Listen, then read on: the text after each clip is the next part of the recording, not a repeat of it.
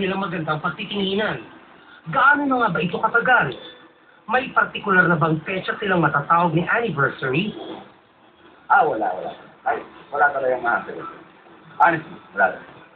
So, wala kayo anniversary natin? Wala talaga. Pero birthday. Well, masasabi. Hindi, pero ako ay... Hindi, nagkataon na for 3 years straight na pag birthday ko, kasama siya. So, yun yung pinaka-okay na petsa para mag-celebrate ng mga ganun bagay.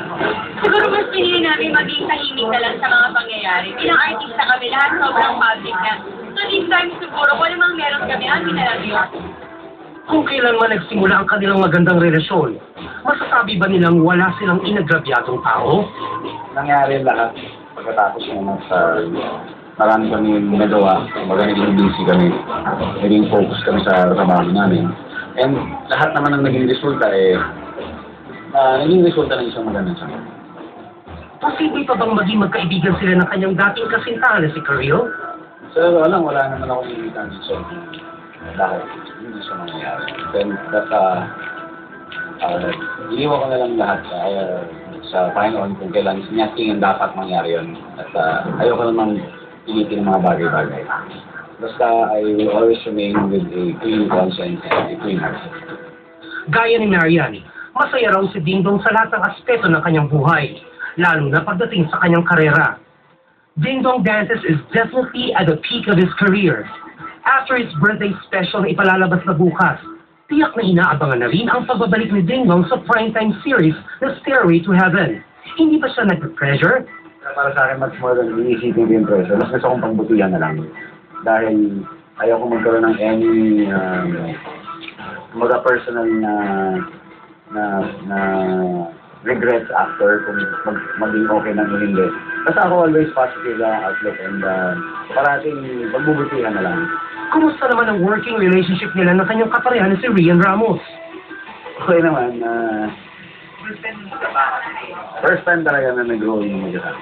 Ayos naman, magaan yung set, magaan yung dating. Dahil, eksena naman magaan pa yan.